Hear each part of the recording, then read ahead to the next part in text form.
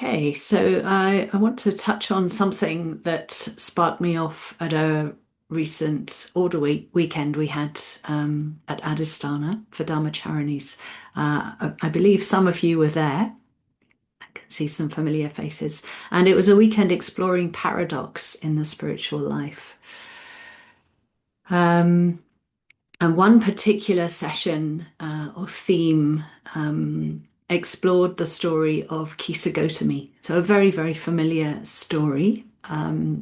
This young mother, almost mad with grief after the death of her baby, her first son, first child, and she was unable to relinquish uh, the baby to put it down.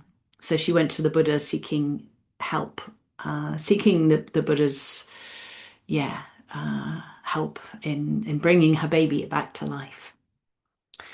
So this in the Order Weekend, this was acted out. Mandarava, who some of you will know, acted out with a wonderful sort of big wooden.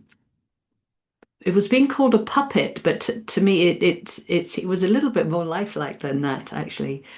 Um, but eventually, her meeting with the Buddha helps her to lay down her dead baby under a tree. Um, so this had a very strong impact. This was done in the shrine room at Adhisthana. Um, and the phrase sort of putting the dead baby down, or putting down your dead baby, sort of resonated through the weekend. It certainly resonated for me, and it came up in our group again. Um, and for some people, it was quite literal. It was in a way a big loss. You know, it was that was how that was represented, whether it was a dead child or another kind of loss. For others, it was the termination of a pregnancy, being able to sort of put that down rather than carrying it for many years afterwards. But it could also be seen more metaphorically, and I think that that's how it resonated for sort of around the retreat. You know, what are our dead babies that we can't quite put down? What are the habits, patterns that don't serve us? You know, maybe they did, but they don't serve us anymore. Which of our stories are tired and out of date?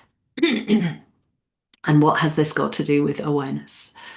Because it definitely resonated with me in relation to our practice of awareness, which helps us um, be receptive to what's happening. It helps us notice and look inwards at what these stories are, what's going on in our minds.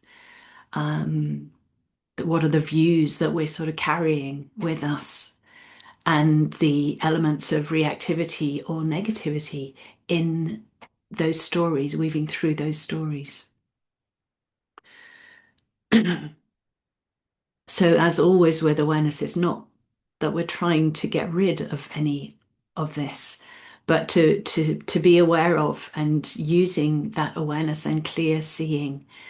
Um, it helps brighten, the awareness helps brighten our minds, brighten our perspective, and brings more positivity to be able to see more clearly what's happening.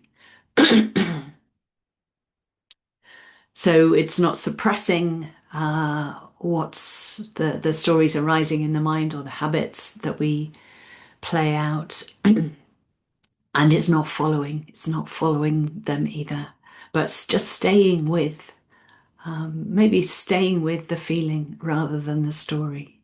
And in that way, the story becomes a little bit more known. And in that way, awareness helps us let go. Um, not through being, not through trying to let go, but through just seeing clearly helps, through letting be, I suppose, helps that letting go. Um,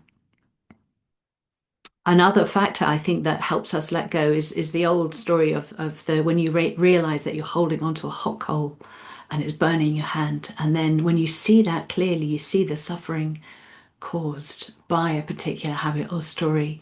the mind lets it go, even just for a moment. It just might be a moment or two, and then perhaps you pick up that habit, you pick up that metaphorical dead baby again, hold it close. And that might need to happen again and again and again. But where the awareness is such a strong sort of friend is that the practice is of staying with the present moment. And this might sound a little contradictory, but where there's a present moment, there's always a next moment coming really soon. So if we're not holding on to that present moment, then before we know it, the next moment will be there. And what does that next moment hold? What does this moment hold? The breath, the feet on the ground, um, the sounds around. All of these things are happening, and they sort of help us to lessen our um, clinging to the story, the dead baby, and we can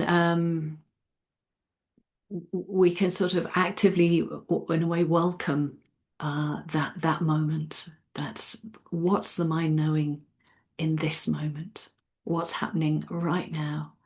Um, Using these very, very simple sort of phrases to be with what's actually happening rather than so caught up in our stories.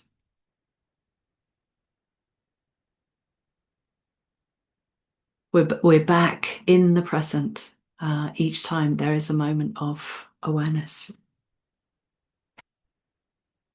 And each time we're a little bit less identified with uh, what we've been clinging to.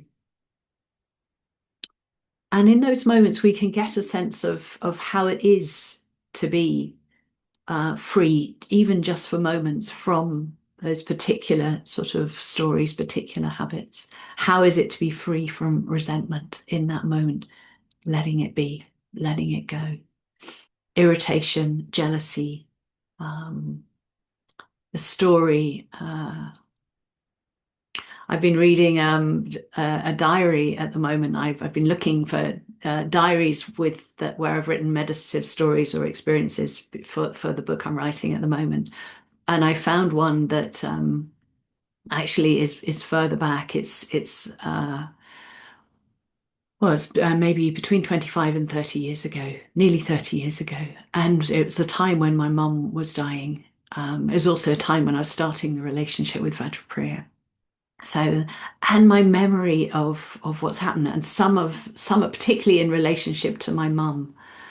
Some of the stories that I real it's making me realize that I'm carrying stories that are just not how it was even 30 years ago, let alone how it was in my childhood. So it's very interesting that how these stories get distorted as we go along. We think we're carrying the same story, but actually it's a story that we're developing along the way. Yeah, so using awareness to put those metaphorical dead babies down. Okay, so let's meditate.